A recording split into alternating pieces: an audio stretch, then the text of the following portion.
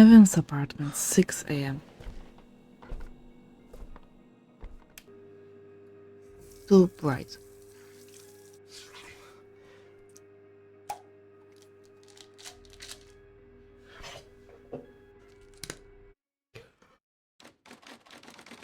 FDI headquarters, Washington, D.C. 7:22. At what time do I start my work?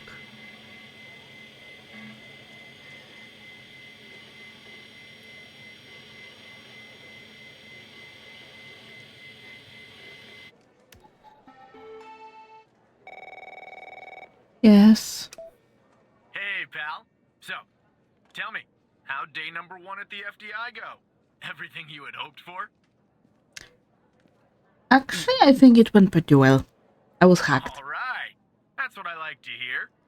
Sorry, buddy. My phone's ringing off the hook here. I gotta run. But hey, great job. And, just keep plugging away, okay? I'm proud of you, Evan. Of course, Director Trench.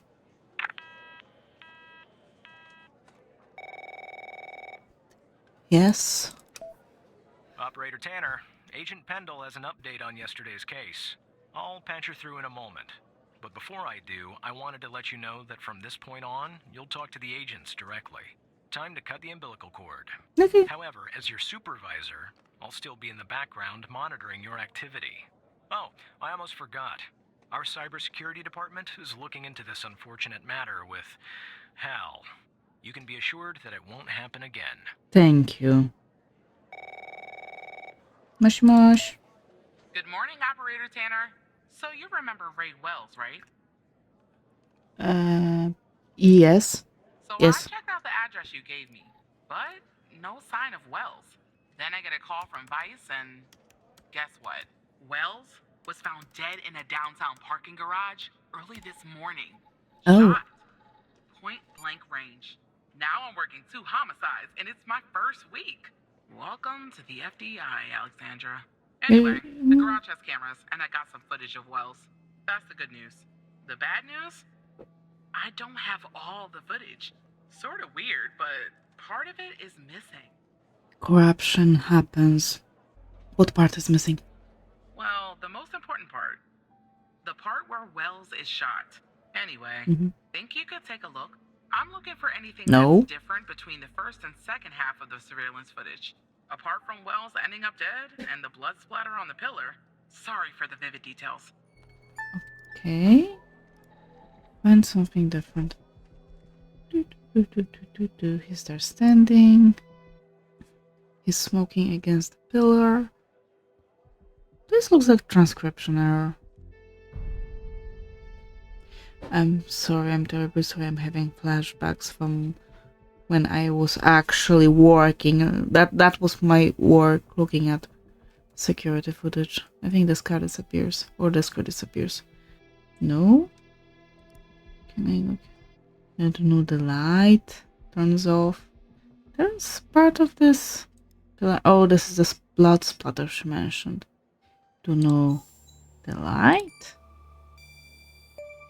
Look at that. Give me a sec, operator. I'm gonna check this out.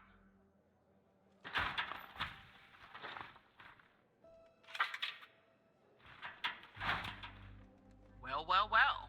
I just found a bullet lodged in the light's framework. I'm sending you a photo. What am I gonna do it? Can you run an analysis and tell me what kind of bullet I'm looking at? Okay. No? That's the photo I sent you of the bullet, operator. Oh, like Can you this. analyze it and tell me what type Yeah. of bullet it is? I'm trying. I'm learning, okay? 45 caliber. 45 caliber? I believe that's what the military and police use. Well, that's something anyway. Thanks for your help, operator. Appreciate it. If only we had all of the footage. Anyway, I should get back to the scene. Keep digging and see if you can find anything else about our perp. Find more info on the killer. I don't know how. Hello again, Evna. Hello, Hal. Look, I have a deal to offer you. One that I think you'll find interesting. What do you mean? You see, we share a common goal, you, me, and the FBI. Just don't know it yet. So, here's what I'm going to do. I'll help you with the Wells case. But that, you have to help me later when I ask for it. Do we have ourselves a deal? Why would I help a criminal? Because, as I already said, we share a goal. And because, without my help, you and Agent Pendle will never solve this case. Wells' killer will still be on the loose. And sadly, you'll never climb the ranks of the FBI. And you are reaching out to the worst possible person because I have no ambitions to climb career ladder. I want low-level job where no one bothers me. I can just do my job, finish the day, go home, play video games. And that's it. Okay, fine. How could you help me? I have access to the surveillance footage from the garage. I mean, all of the footage. How did you get it? I don't have time to go into the technical details. No offense, but you probably wouldn't understand anyway. I would. Will you do the deal or won't you? I need your answer, and I need it now. Okay, fine. Pendle could use my help. Yeah, she could. And you could be her knight in shining armor, Evna. So what I'll do is I'll go ahead and put this big, juicy, missing part back in so you can watch it and solve this crime. I'll help you if you help me. It will look suspicious. If somebody asks how you got the missing footage, just say the analysis software restored it. It's supposed to be cutting edge anyway, right? So, do we have ourselves a deal? No. Say, we have a deal, Hal. Fine, we have a deal. Good. Now, give me a few seconds to run my script.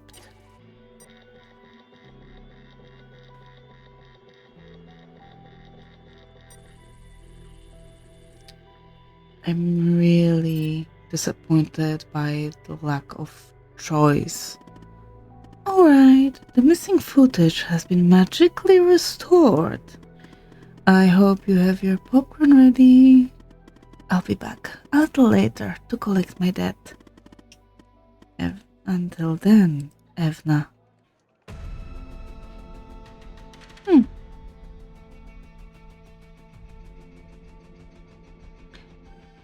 Quality 55%. How do you calculate the quality, I wonder? Who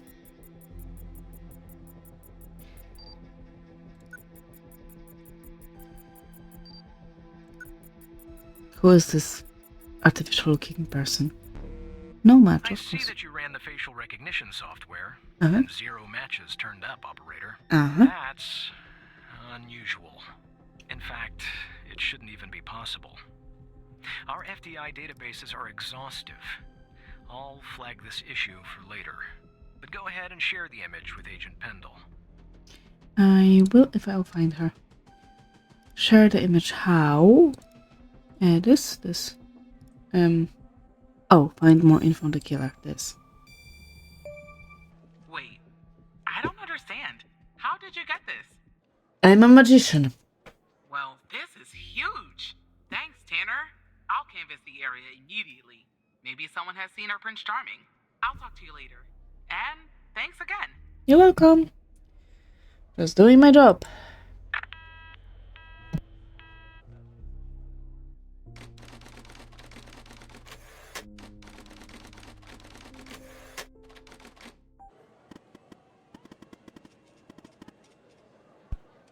Now, about that debt, Evna. Ready?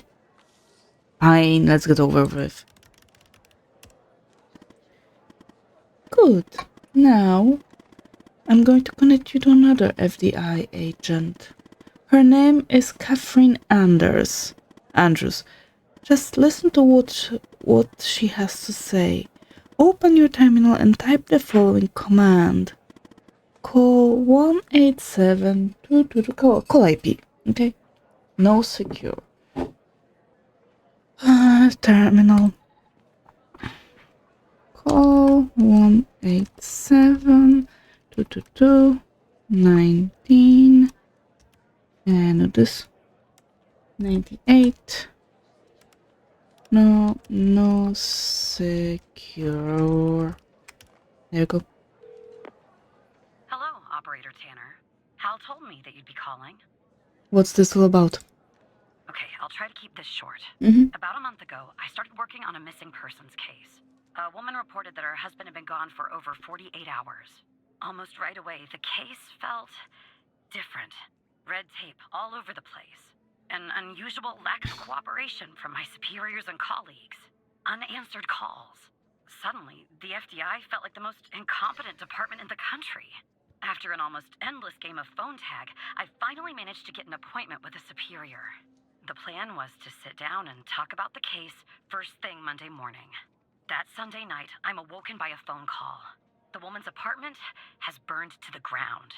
And the woman, what's left of her anyway, has been found dead in the ashes. Timing sounds a little strange. Well, it gets worse. So I started looking into the fire, of course. I couldn't help myself. Plus, I felt like I owed it to Mia. That was the woman's name. Mia Cole. Anyway, it wasn't long before my superiors found out and pressured me to stop. They told me the fire had been ruled accidental, the result of faulty wiring in our oven. They told me I was wasting my time and precious FDI resources by looking into it, and said if I continued, I'd end up pushing papers in a basement somewhere. But that fire, Operator Tanner, that fire was no accident. I can feel it. Mia was murdered. I just have to prove it. That's where I'm hoping you can help me. How do you know it's not an accident? Go ahead and search them in the human DB. The husband's name is Sasha. Sasha and Mia Cole. Please. Okay, Mia Cole. Access forbidden. Sasha Cole also. And this is not the first time. Oh! I don't have the clearance level. Just another coincidence, right? Look, I don't know why, but someone doesn't want us looking into Sasha and Mia Cole. But we have to, Operator Tanner. It's our job. Who's going to do it if we don't? Can you help me find proof Mia's fire wasn't an accident? I don't know. How can we access their case files anyway? You'll take a look then? Oh, thank you. As far as how to access the case files, that's not really my area of expertise. But you can ask Hal. Of course. How can I access the call files? Honey, I was just working on this very thing. So it looks like I can't give you direct access to the files. But I found a bug in the chat.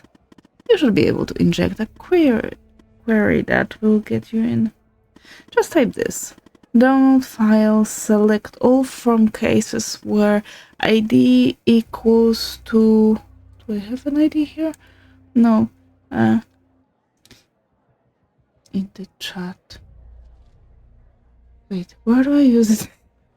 Which chat? Not this. Here? Okay, this is SQL query. This select all from cases. So select all entries from table or database cases where ID is equal to 9xqlhc.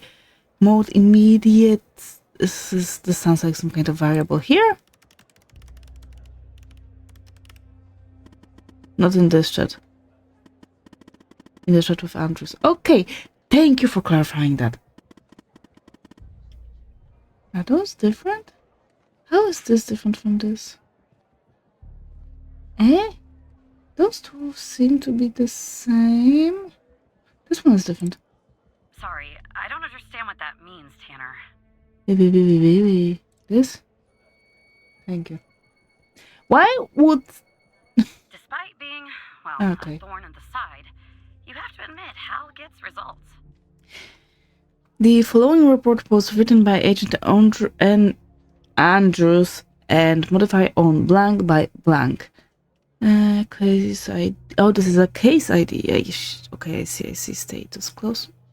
Conclusion: death caused by accidental fire stemming from malfunctional wiring in victim's oven. Notes redacted. Summary: the fire started on 25th of February around 2 a.m. and was successfully contained by 3:12. Owing to the duration of the fire, minimal evidence remained at the scene. A single victim, identified as Mia Cole, through dental records, tenant information, and a wedding ring, was discovered. The autopsy revealed no anomalies attributing the cause of her death to the fire. No other signs of physical trauma were found. No indication of a forced entry or a struggle were evident in the home, aligning with the findings of the victim's autopsy report.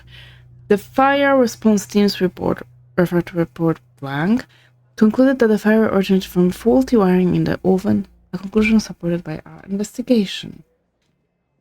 The inscription Sasha and Mia is engraved on the inside. Is the ring really a valid evidence for someone's identity? Unless it's some weird ring, I don't know, made out of meteorite of some identified space junks, I don't know. Other than that, chemical analyzer. You have opened a chemical sample. We have automatically given you access to the CSLCA data report application. You can find it with the other applications in the top left menu. Please review the user manual relative to the chemical sample analysis process before proceeding. Okay. Open the sample in the dedicated ChemScan LCA software. I think I did it. Input the appropriate... I cannot change the size of this window. Input the appropriate setting for your sample using formulas found thereafter. Okay. Start the analysis process. Note that this may take some time. Once the analysis is complete, open the CSLCA data report application. Input the results from the ChemScan LCA analysis to initiate the calculation. The CSLCA data report will then return the chemical composition of the sample. Chemical composition? We are doing hematography. For crying out loud! Ah, I hit my elbow. Can I get one part that does not relate to my life? Please? I've done chemical composition analysis of ash in water, not water, in liquid medium. Oh my goodness. So far, we are dealing with service desk work that I do. We've dealt with video footage analysis that I did. Now we have chemical composition analysis that I also did. Someone is stalking me. This is data report, okay. Non-organic, solid weight, color grade, threshold, sample matrix. Yeah, sure, I don't know. What do you want? Oh. Ion size. The appropriate ion size varies depending on the sample type and state. For liquid sample, nope. For solid sample is around 6. 6.0. If the material is organic, the ion size must be set to 3.5 to avoid damaging the sub. It is 3.5. Guess you sample no delta V. Sample weight in gram times 250. We have to 4.2. 0.2 times 250. 105 501050. What's next? Threshold for solid sample, half the delta V, so 5 to 5, and the matrix size. The default value of the matrix size is 5. If you are using an older version of the CamScan LCA 103 or lower, you must set the matrix size to 5, to 4. Okay. You do not consider this organic. Okay. Times 100, so 420 and 210. I need to see what they consider as organic sample. Let's see. We are interested in that. Come on. Okay. Let me call this. How to read the results. The CamScan LCA will give as a result of the analysis a frequency response curve and additional sample characteristics such as pH, radioactivity, etc. Those values are going to be used by CSLCA data report. Chemical. Oh, data report. Okay, this. And now I must input those. 156. Okay. From the highest to lowest. Okay. 1921, 243, 153, and 153, 243, 921, and here we have 1052. 1052. pH is 6.5, CCVT is 901. Why is this happening? I don't know. Calculate. You mean the height? Intensity spike. Okay. So I was right at the beginning. So this is 1052. Here is 921. 243, 953, and again 1052, and this we delete. Cellulose, wood, organic, gasoline. Okay, that's inorganic. Other non-identifiable residues, less than 5% each. No, of course not. And cellulose? No, also not. Gasoline. You don't use gasoline in oven. Focus, Evna, focus. I knew it. Faulty wiring my... You know what. This was no accident. Someone started this fire and killed Mia. But why? Why is Hal helping you? I can't talk about that, operator. Not now. When the time is right, Hal will let you know. I'm sure. But what we're doing here, it's important. You see that, right? It matters to me. Why is it so important? I grew to know her. Mia, I mean. With our line of work, you try not to get emotionally involved. That's what they teach you at the academy anyway. Almost from the start. And usually, I can turn the switch off. I learned to do that. I think my meds are wearing off.